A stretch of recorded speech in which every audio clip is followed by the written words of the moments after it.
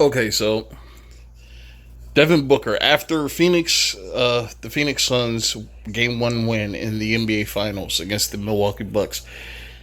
After that win, Devin Booker came out and said that Chris Paul was the greatest leader to ever play the game, which I think is ridiculous. But let's just talk about that. Let me tell you what my definition of a leader is. It's not so much of a definition, but a list of characteristics that a leader must have.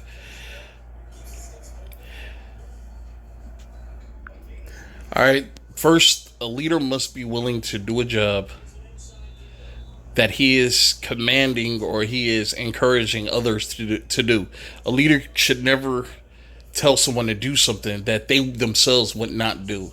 So, like on a basketball court, if your job is to just sit in the corner and shoot, if you're being told to just sit in the corner and shoot threes, when the time comes and you're not the one with the hot hand or you're not the best facilitator on the floor, then you sit in the corner. Or if your job is to defend the low post or defend at the perimeter, like if your job is to just be more of a defensive player, and that's where most of your energy is expended is on the defensive end, then you should like leaders should be willing to do jobs that they expect the other players on the court to do. Like case in point, things that LeBron James expects his teammates to do is not a job that LeBron would ever do or you will ever see him do. Like you will never see LeBron sit in a corner at the 3 point line for most of the game while a better facilitator like a Rajon Rondo or uh, or somebody like that brings the ball up court and chooses who to give the ball to. Usually, you'll see LeBron is the one manning most of the facilitation duties. While everybody else on the court is primarily there to defend. And he expends most of his energy on the offensive end of the court. That's not a great leader. A great leader is somebody that can delegate, but also take on responsibilities that he expects others to take on. And I think LeBron fails at that. All right. Another thing is you never talk down to the other players. You never talk down about the other players. Everybody on the like a great leader understands that everybody on the floor is equal because you're all just players and you're all vying for the same goal. Okay, and when you don't have if you don't have the team aspect to your game suffers. All right, I can't tell you how many times I've seen great NBA players fail because it was about them and not about the team. We've seen that with LeBron, where we'll see him go up against better teams, not necessarily better talent, just better teams. Look at James Harden. James Harden is a regular season god. I mean, the numbers he puts up in the regular season are incredible, but when it gets to the postseason and necessarily those tricks that he usually doesn't work, he doesn't have the team to fall back on. Okay, a lot of times when you see leaders, they are promoting a team style of basketball. Now, with Michael Jordan, it was different. He was the guy when he first got there. He was the best player on the floor, but he was also the most selfish player on the floor. But he also showed signs of a great leader. Like, for instance, there was one story from The Last Dance that I remember where they were in a game with the Milwaukee Bucks. At that time, the Milwaukee Bucks, I mean, they were really good. And usually when the Milwaukee Bucks play the Chicago Bulls, once they have a lead at a certain point in the game, and it seems like a pretty solid lead, that game is over. The Bulls don't fight back. They usually just end up losing that game. So it happened while Jordan was there in his rookie season, and while everybody was starting to think, this game is over, Jordan was the only one to say, no, it's not over yet. It's really not over. We still got a chance. It's enough time on the clock. And his mindset going into that game kind of encouraged his teammates to adopt a different mindset. Look at Brady. When you look at Tom Brady, when he got to the Buccaneers, there was a game against the Chargers, I believe it was, where they went down and they were down by a few scores, either two or three scores, and they fought their way back, and they wound up winning the game. And Bruce Arians came out to the press conference after the game and said, if this was last year, we would have lost this game. That's a great leader, somebody that can change your mindset. Okay, give you something of a winner's mentality. And what a winner's mentality is, don't accept defeat. Now, the only way you can accept defeat is when the clock is zero. If there's still time on the clock, in your mind, you're supposed to believe that you still got a chance. And you're supposed to fight every second that the clock is running. That's what makes a great leader a great leader. And I don't see that from any player nowadays. I don't see that from anybody. Not LeBron, not Kawhi, not anybody. And now the problem with Kawhi is he's not vocal. And it's okay. It's cool to have somebody that can lead by their play on the floor, but you need somebody that's vocal, that's going to galvanize the troops. You know, you need somebody that's going to get the troops to buy into what they're saying. And Kawhi seems more like I'm going to let the coach handle that. You know, or I'm going to let somebody a little more vocal handle that. Like, this is why I said, when you look at the Golden State Warriors, Draymond Green is the leader of that team. He was the leader. He may not have been the best player, but he was the heart and soul of that squad. That's why I say Draymond Green not on that team that team would have been different. But let's hear what they're talking about. Where would you rank Chris Paul as a leader all time here in the NBA? I'm not going to be a prisoner in the moment like Devin Booker. And I understand, Skip, it's first NBA Finals.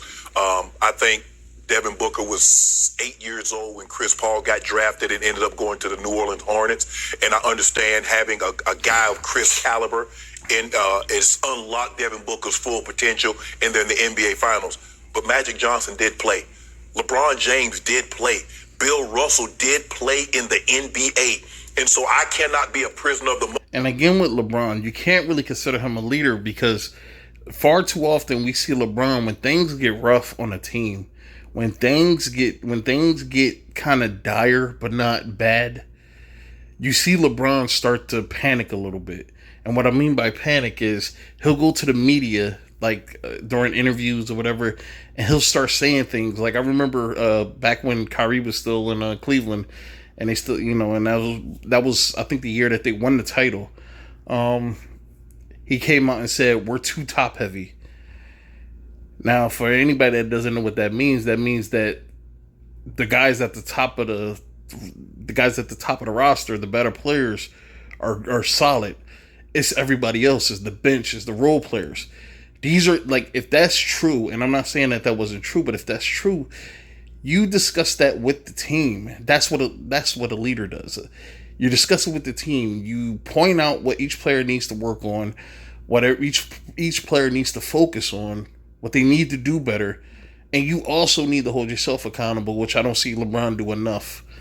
Hold yourself accountable for the mistakes you make, and never bash your teammates in the media. Never go on camera to the world and tell people about either how bad your teammates are or how not good they're playing. Look at Brady, right?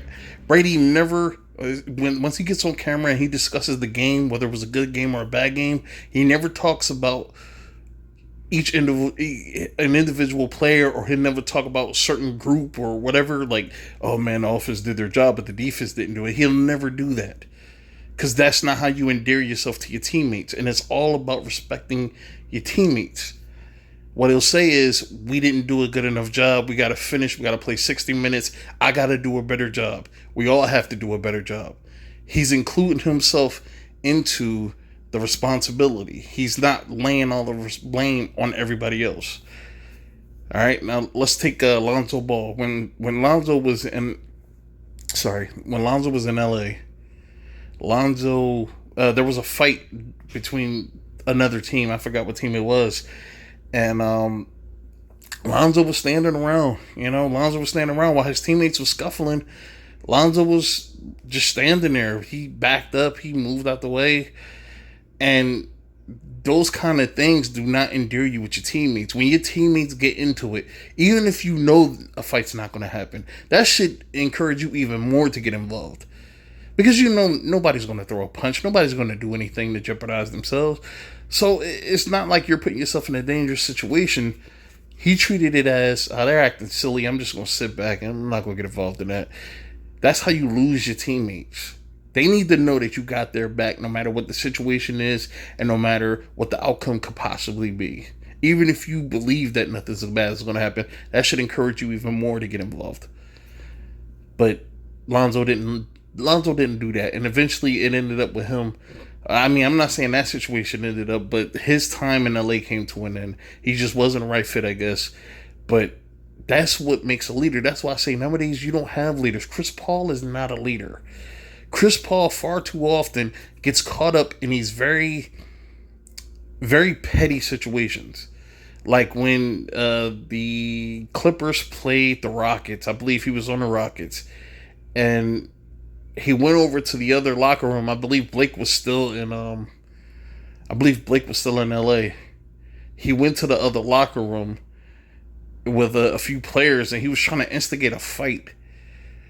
Like, leaders don't do that. Like, leaders do not do that.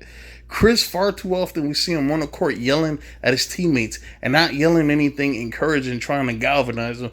He's yelling at them. Like, I remember he was yelling at DeAndre Jordan to put the ball back up instead of holding on to it. I guess because the clock was about to run out and he's like jumping, looking all weird and shit. Like, he looked ridiculous. But those kind of things, I don't see leadership quality screaming from that. You know, a leader in that position would have composed himself, and then after that play was over, go up to DeAndre and talk to him and try to get him to see where he was at fault and what he could do next time better.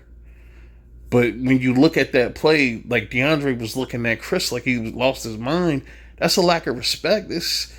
Even when you look at the way that Blake Griffin and Chris Paul's interactions were, you notice that there was just a lack of respect. That's not a good leader. Like, the players should respect you, even if you're not their teammate anymore, and especially if you're their teammate. They should respect you. They should never look at you with a certain whatever. Like, that doesn't scream a leader. I don't know. That's just what I view a leader as. That's why I'm saying there are no leaders in the NBA nowadays. It's the Wild West now. Now it's based on talent. And it's based on talent or it's based on the best team. It's not based on a guy that is able to, build this team up to get the job done. But, that's just the way it is now. Let's get to it. Guys need to understand, just because you didn't see it or it didn't happen in your era when you played doesn't mean it didn't happen. There are other guys that have led teams to championship. And Skip, this is a perfect... This is why we got to stop comparing eras, because it just doesn't make any sense. To say that people don't even talk about Bill Russell and his greatness. People don't talk about Wilt Chamberlain. They talk about Wilt more than they talk about Russell. People don't talk about Bob Cousy. People don't talk about Jerry West as much. Pete Maravich, guys like that. Like, there's a lot of great players. This is why... Like, when I made the video about Paul George, I said, Paul George is a great player. He is. He's a great player. But because he's not on a level of a Kawhi, a Kevin Durant, a LeBron James, people think that he's a bum. They make fun of him. When you have players in the 80s and the 90s, when Jordan played, when Magic and Larry played, that were great players. Like, nobody talks about Dr. J, Moses Malone. Nobody talks about those guys. Nobody talks about Charles Barkley. The only time people talk about Charles now is because of something Charles said or something that Charles did or something like that. They never talked about how great of a player he was. People don't talk about Dennis Rodman, Isaiah Thomas, Joe Dumars, Bill Laimbeer. People don't talk about those guys, and it's because in their minds they have this ranking, and if you're not on that list, you're not relevant, but storm. This is a perfect storm. You got a really, really young team with no playoff. Aiden's never been to the playoffs. Book had never been to the playoffs. Bridges, most of these guys, only Jay Crowder has finals experience. So you got the old head and Chris Paul. Yep. Last year's championship and this year's championship should have a major asterisk next to it because of just the circumstances. You talk about last year where there was a 5-month layoff where nobody even knew if basketball was going to be back for the season, and they were talking about canceling the season. But they brought it back. They ended up, conducting it in the bubble. And then this year started so late. This year started in December. I think around Christmas. If I'm not wrong, I might be mistaken. Like, this year started so late. Players didn't have time to recuperate. Like, it was a mess. It was a mess this year. And there were so many injuries. Far more injuries than you normally see during playoff time. To, like, the bigger stars, the players that play the most. I mean, there were so many injuries. And that's because, of the shortened season. It was only 72 games played. And we were only able to cram it in maybe a 5 or 6 month span or so. This is the 7th month, but it was such a condensed season, and it's hard on the body, especially when you're playing 70 games in less than 6 months. So I don't know. This year and last year should have a major asterisk next to it because. And I don't even know how the season is going to work going forward. Are we going to start in December every year from now on? Because, the time constraints. It's not enough time for the body to recuperate from the damage that it took the previous year. Like Klay Thompson, people don't realize Klay Thompson missed 2 years.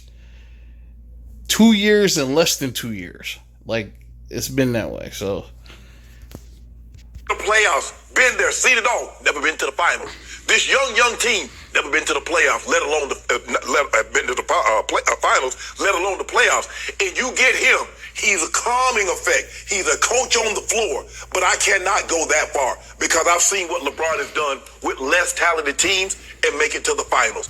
Just because LeBron is able to get a team of role players to the NBA Finals does not make him a great leader.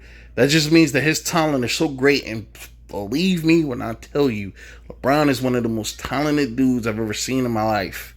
I will never see a guy as multifaceted as this guy. I mean, I've never really been a guy to say positive things about LeBron because I think he's a fake, to be honest. Like, his personality, I think everything that he portrays himself to be is just fake. But that goes for anybody that's in the line, like any celebrity. I just see a bunch of phoniness, but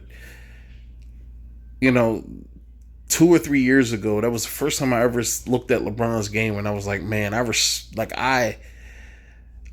enjoyed watching this game with this dude in it, and I wasn't annoyed by him. I think it was a game against Toronto where he hit the game-winning layup off the backboard, and I was like, Jesus. Like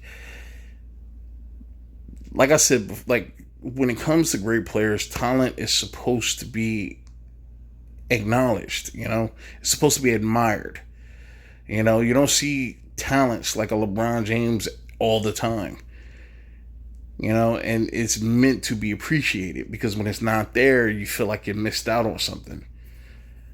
But LeBron is a great talent, but he's not a great leader. LeBron doesn't know what it is to lead, and I think it was because he didn't go to college. He didn't play under a head coach that could teach him these things. This dude was an AAU player where they got these basketball player, kids thinking that they're superstars, and they're not. You go to college, you go to school, and you're one of the most talked about players in the country, even including the NBA. Like, you're one of the most talked about people in the country. You're signing $100 million deals before you even step a foot in the NBA. Like, he never went through what he needed to go through in college. He never had to fight for things like he needed to mentally prepare him. This is why when he went to Miami that first year, he struggled. The team was still great. They were loaded, but he struggled. He struggled. And it took D Wade, who was a real leader. It took Dwayne Wade to see what needed to change for LeBron to be comfortable in Miami.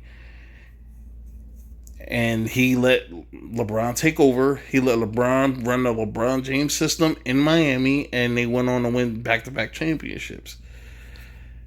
Now, when you look at a leader, look at D Wade. D Wade was my favorite player, man. I mean, not anymore because he doesn't play, but he was my favorite player to watch. You know, and it takes a guy like that that can see things.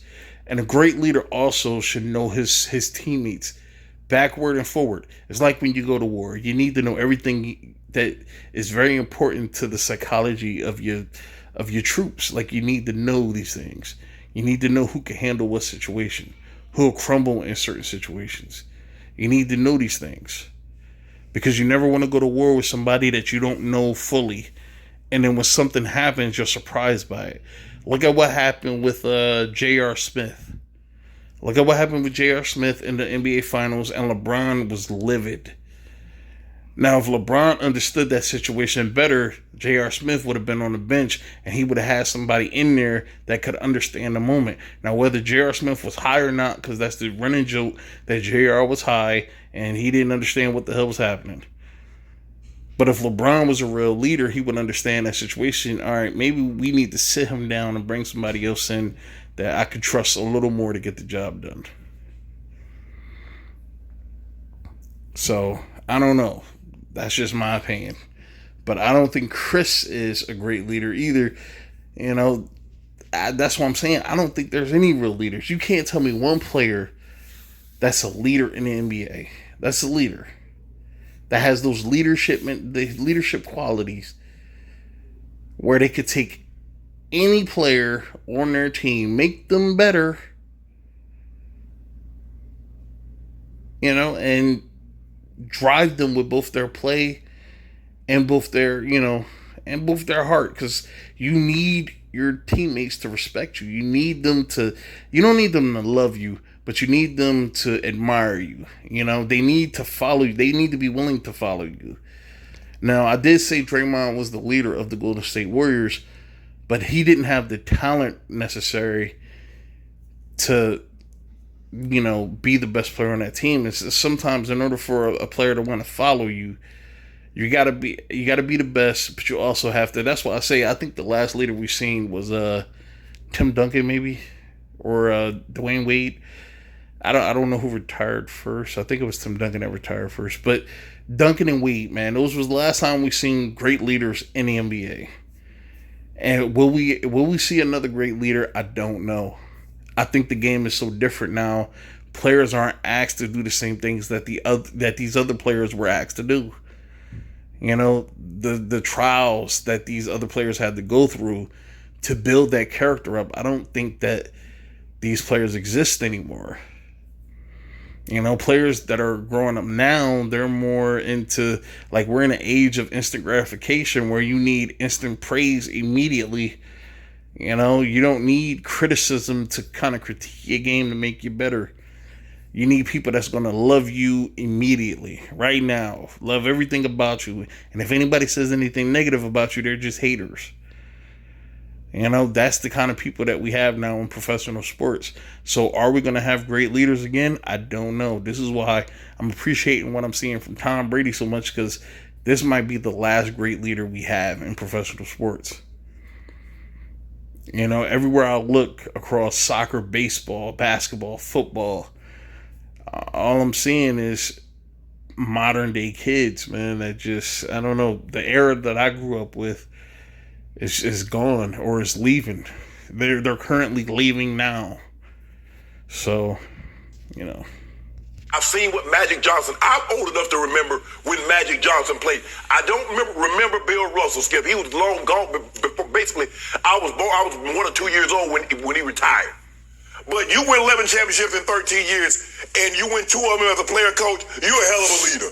So I think Chris Paul is a phenomenal leader. I think the thing is also, Skip, that we look at leaders, normally they're guards. I think that's the big thing, that when we look at Mr. Russ. I think, all right, so this is the problem that we're running into here. People are equating leaders with being the best players on the floor. A player that is multi-talented, that can do so many great things on the floor, that immediately makes him a great leader, and that's not the case. Okay, being a great leader is not a physical attribute, it is a mental attribute. You know, sometimes you could be the worst player on a team physically, but you're seeing past the game so much that on a mental level you understand it better than anybody. Now that's the one thing I will say about Chris Paul. Chris Paul has such a deep understanding of the rules. He will get you caught up with some of the most like ticky tack, very pushing it kind of things. Like I remember one player, I think it was Julius Randle or somebody came onto the court and they didn't have their shirt tucked into their shorts before they got onto the court. Chris let the ref know he got teed up, and it was at the end of the game, and Chris shot 2 free throws. They took the lead and they wound up winning the game. It was only like maybe 10 seconds or so left on the clock. He shot 2 free throws, took the lead after being down by 1, and they wound up winning that game. Things like that, that is intelligence. That goes along the lines of being a leader. Now, I'm not saying Chris is a leader because I don't think that he has the tact to be that. But I do think that emotional intelligence is even better than situational intelligence. Is even better than like awareness. You know, like being emotionally aware of the people around you, including yourself. So it's a bunch of things that go into it. This is why, I'm trying to be as descriptive as I can, and I'm trying to explain what I'm saying, because I don't want to just say something without anything to back it up, and then it just doesn't make any sense. But this video is going on. Let's watch a little bit more of it. So centers do not usually, because they need somebody to get them the ball. It's normally the guy that has the ball that gets the ball to other guys. So where are we gonna rank Jordan now? That's a physical attribute. This is what I'm talking about. That's a physical attribute. That doesn't mean that because a player can pass the ball to a player in the right spot. This is why I don't really like the assist stat, because I think that it's just because you accumulate a lot of assists doesn't mean that you're a great passer. Doesn't mean that you're a great facilitator. Getting the ball to somebody in the right spot, like if I pass the ball to somebody that's heavily guarded on a wing and they shoot a contested 3 and they make it, does that mean that I saw that? Does that mean that makes me a great passer because I passed him the ball while he had some dude hanging all over him and he shot a contested 3 and made it? So I deserve credit for that. I don't really like the assist stat, because I think when we see a player that has that averages like 6 or 7 assists, we say, oh my God, he's such a great facilitator or a great passer. And that's not necessarily the case. When you have the ball in your hands as much of a LeBron James or somebody does, you're going to rack up a lot of assists because you're passing it a lot. Because you have the ball in your hand more than anybody, and that means you're passing it more than anybody. Unless you're like a Kobe Bryant, and I'm pretty sure, dude could touch the ball 98% of the time and only pass 10% of the time. So, I thought Jordan was a great leader. He was. And then now, all of a sudden, we just disregard Jordan because what we see for CP3? CP3 is phenomenal. I do believe Devin he's right to have his own opinion. And to him, Chris Paul changed his career. Devin Booker just 3 years ago, was getting clowned. I was one of the people that was saying how, Devin Booker was in a pickup game, and Devin Booker said, I don't like the way that this dude is defending me in the pickup game. He's going at me too hard. And I remember Gilbert Arenas saying he doesn't have the killer mentality. He's a great shooter, but he doesn't have the killer mentality that puts him on that next level, like a Kobe Bryant, a Michael Jordan, or somebody like that, like a Tracy McGrady. He doesn't have that. He doesn't have that mentality. And I think Chris helped save his career almost, because Devin could have just been the guy that was a phenomenal shooter of the basketball on a mediocre subpar team for most of his career, And then later on in his career, he could have eventually went to a team that could have contended for a title. But getting Chris Paul, the injuries happening, his career is turning around. And now they have a 1-game lead in the NBA Finals. And this dude is 3 wins away from realizing a dream of being a champion. When just a couple of years ago, people talked about how not as effective as he believes he actually is. But I think Chris helped save his career. That's why he has such a high opinion of him. And DeAndre Ayton even said how Chris helped save his career. Or helped save his, helped save his career. I believe he said that. Helped save his career. I'm not trying to diminish the man, but let's not get carried away because of what's transpired over the last 6 weeks and say Chris Paul is the greatest now. It went from he was the greatest point guard to now he's the greatest leader. I'm not going that far. He's having a phenomenal playoffs. He started off the finals with a bang, but I'm not willing to sit here and say, Skip, he's the greatest leader now. Let me say this, and let me end it here. When Chris got to that team was a team on the verge. After going 8-0 in the bubble last year, but still missing the playoffs because their record was so bad, that team was on the verge of something special. They just didn't know how they could get there. But when you bring in a guy like a Chris Paul who helped turn around the New Orleans Hornets, who helped turn around the Los Angeles Clippers, who helped turn around the Oklahoma City Thunder, and who helped the Houston Rockets realize how good they were, they just couldn't get over the hump. Like, this is a guy that every organization he goes to, he helps them realize things about themselves and the potential changes in their mind, where some teams honestly don't believe. They'll say that their goal is a championship, but by the halfway point of the season, most teams give up on that. And then it's more about them getting their numbers so they could try to work towards getting their next big contract. But when Chris Paul comes to your team, he changes that. You know, he changes those, because it's almost like he teaches players how to be smarter and they end up playing better. And like, this is why I'm fighting with it. I don't believe Chris is a leader because of his lack of emotional intelligence. But I do think that he has so many leadership qualities. I think that he sometimes gets in his own way, which ends up alienating his teammates and making them hate him. But this team is so young and they haven't won anything. So when a guy comes in and he helps you win, you're going to love him. But we'll see, man. Hopefully Chris could get his first championship in his career. I'm hoping. I mean, it'll be great to see this dude actually win. But we'll see, man. All right.